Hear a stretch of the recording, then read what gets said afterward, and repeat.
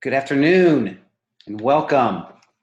Hope all of you have had a great summer and are ready to get the school year underway.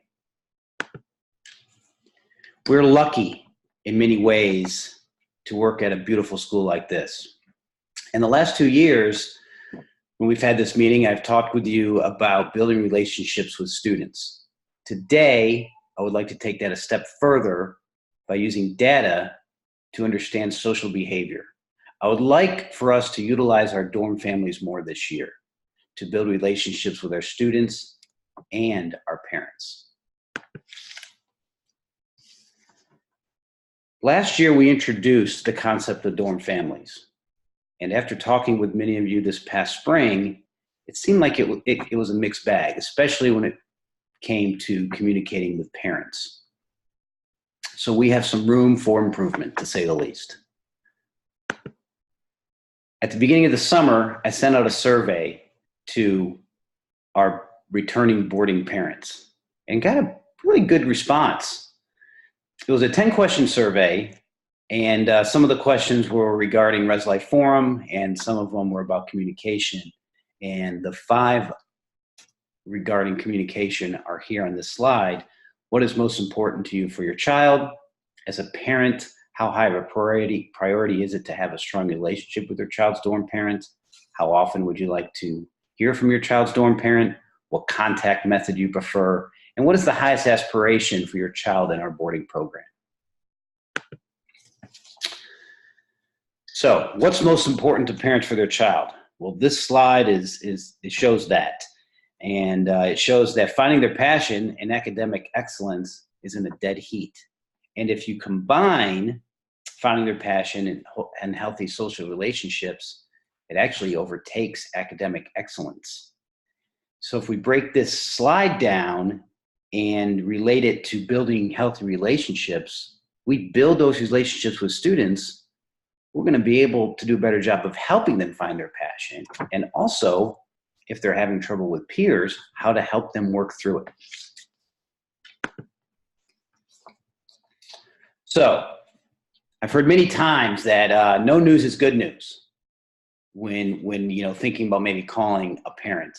Well, if we live by that quote, no parents would ever get called. So if we look at this slide, it shows that the parents really want to have a strong relationship with you.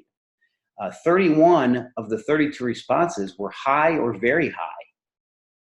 So we need to reach out early and consistently.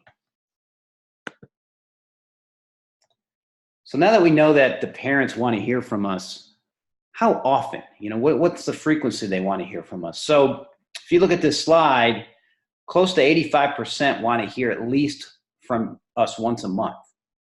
If you combine once a month with once a week, that's where you get 26 responses. So close to 85% want to hear from us once a month. Now, that may seem like a lot, like overkill, like overcommunication.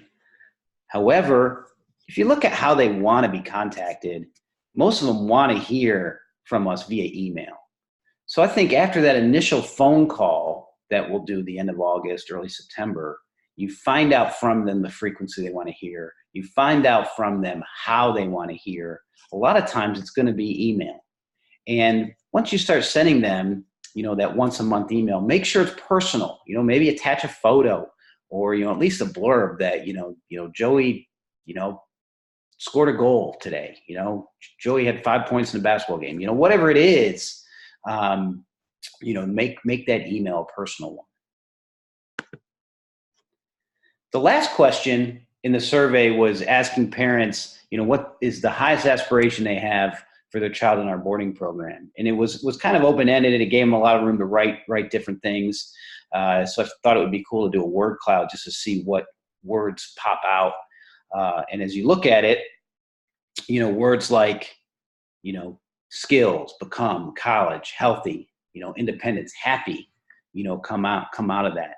A lot of the parents wrote things like they wanted their student to be independent and caring. They want them to work hard, but have fun, find balance and things like that. The word become is interesting that it shows up so frequently.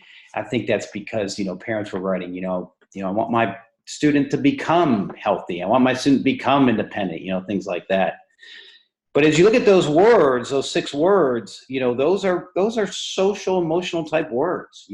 Parents want their kids to be not just academically healthy, but socially and emotionally healthy as well. And I think, when we can build those quality relationships with the students and then partnership that with parents, then we're doing a great job. So in conclusion, what can we take away from this data? Well, we need to build relationships with our dorm families, and the parents want to know about it. So, our call to action here is we got to get to know the students in our dorm family. We need to establish a line of communication with the parents quickly and consistently throughout the year. And finally, you should be the dorm point person for the students in your family. Here are my references. I thank you for listening. Are there any questions?